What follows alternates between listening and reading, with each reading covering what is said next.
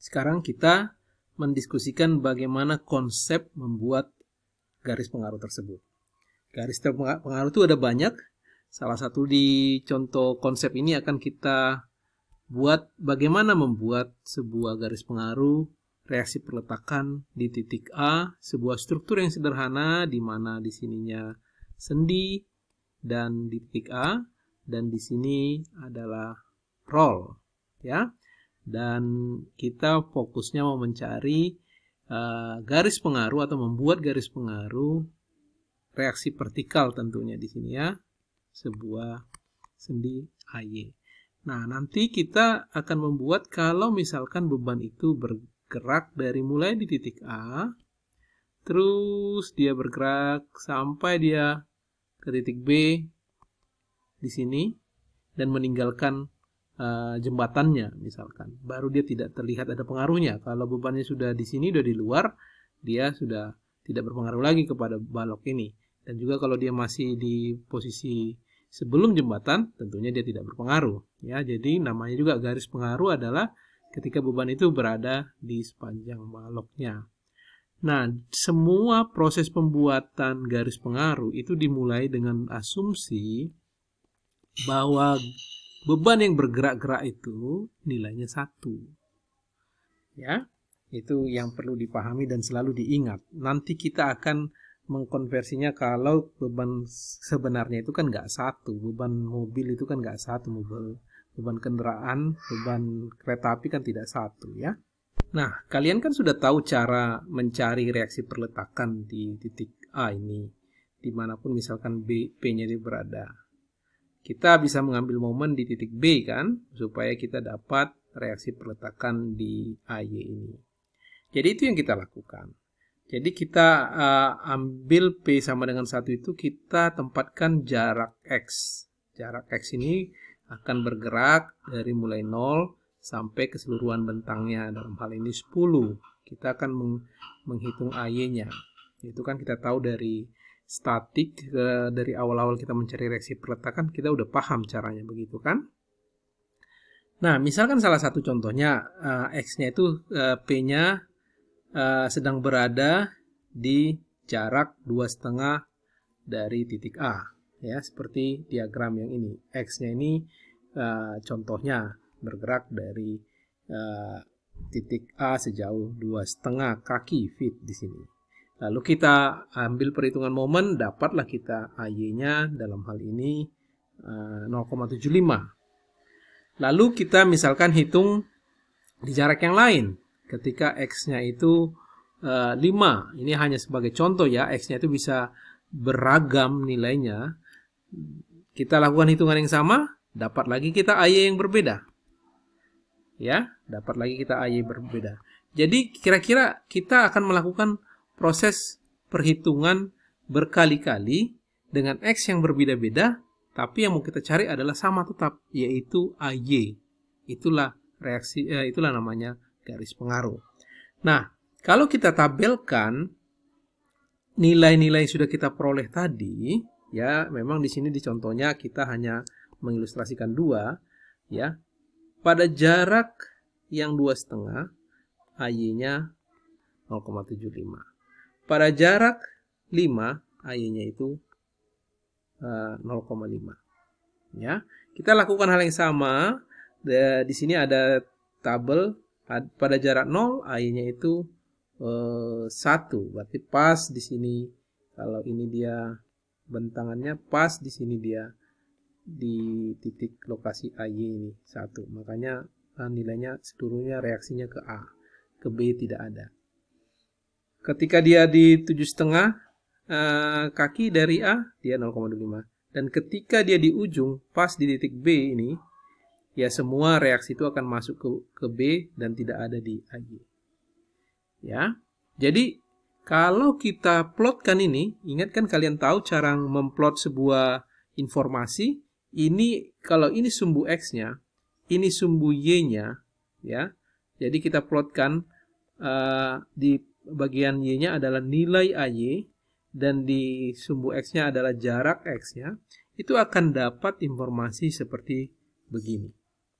Ya, inilah namanya garis pengaruh untuk reaksi perletakan AY. Ya, ini titik-titik ini itu menyatakan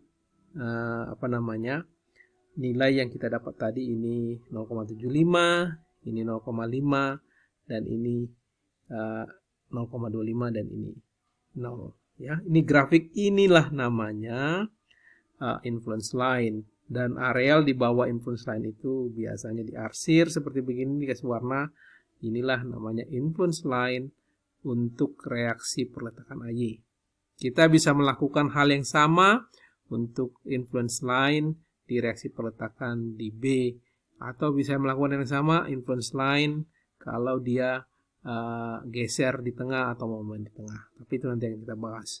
Jadi ini sebagai konsep bagaimana influence line itu. Nah, tentunya dari matematika, kalau ada sebuah kurva begini, ini kan ada persamaannya kan. Jadi kalau ini kita katakan Y, itu sama dengan 1 kurang 1/10 X.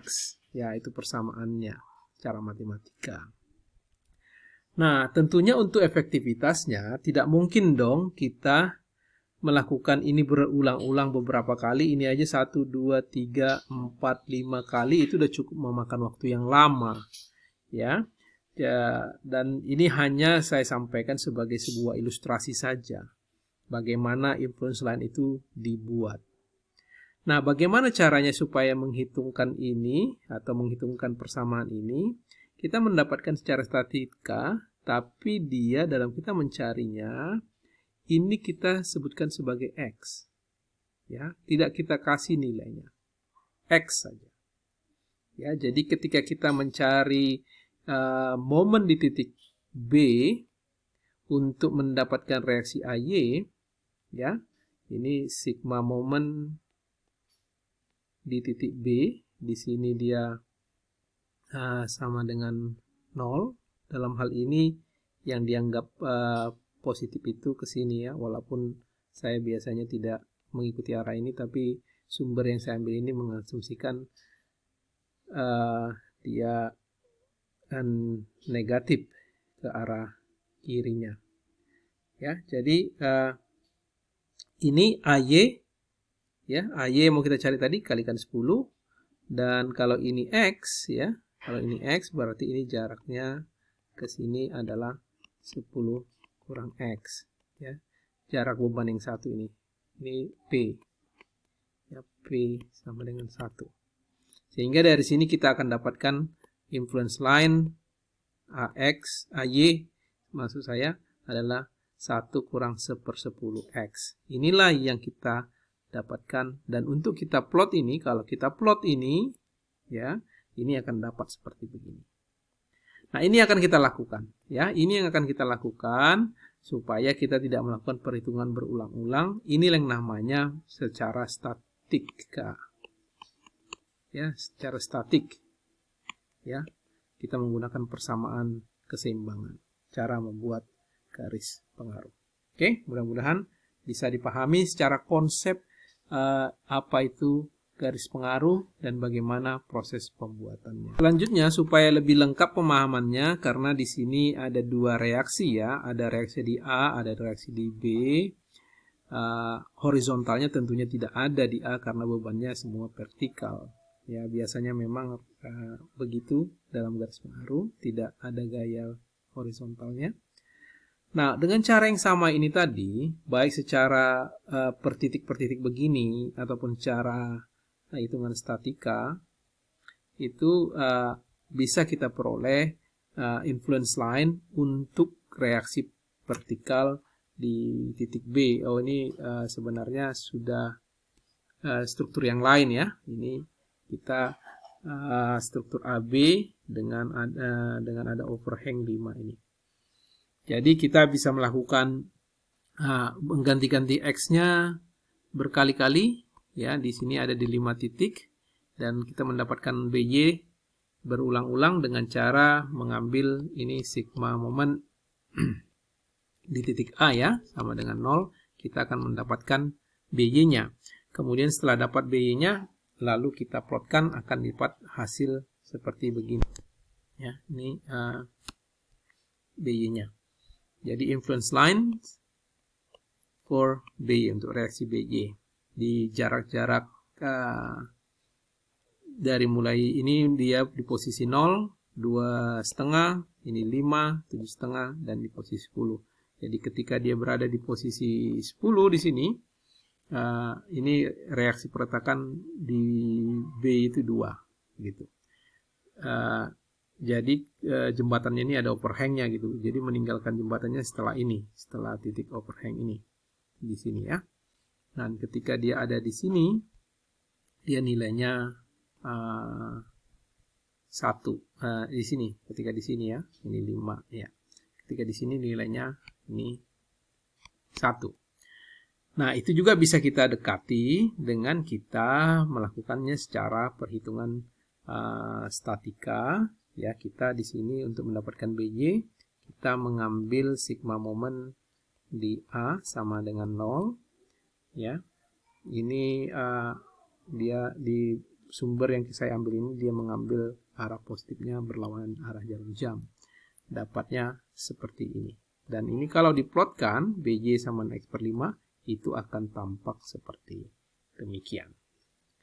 Oke, jadi kalau bisa kita sampaikan beberapa observasi dari yang sudah kita diskusikan. Jadi sumbu Y-nya itu, ya, ordinatnya itu dari sebuah influence line itu merepresentasikan angka yang mau kita cari. Ya, dalam hal ini reaksi yang kita ilustrasikan. Tapi itu tidak harus reaksi, bisa saja bermacam-macam. Bisa aja itu aksial, bisa saja itu nanti geser di suatu tempat, bisa saja itu momen, bisa saja gaya batang kalau dia rangka batang. Itu tergantung apa yang ingin kita buat. Ya, itu yang pertama harus diingat, influence line-nya. Ordinatnya itu adalah value. Dan X-nya adalah tentu posisinya di mana ya.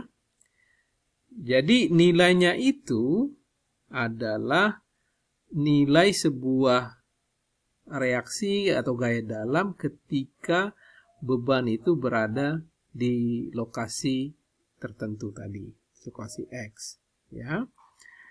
Dan itu R-nya atau reaksi situ untuk nilai reaksi tadi ya, dalam hal ini reaksi akan nilainya 1 ketika beban 1 tadi tepat berada di reaksinya tadi. Jadi khusus untuk reaksi perletakan di sini ya,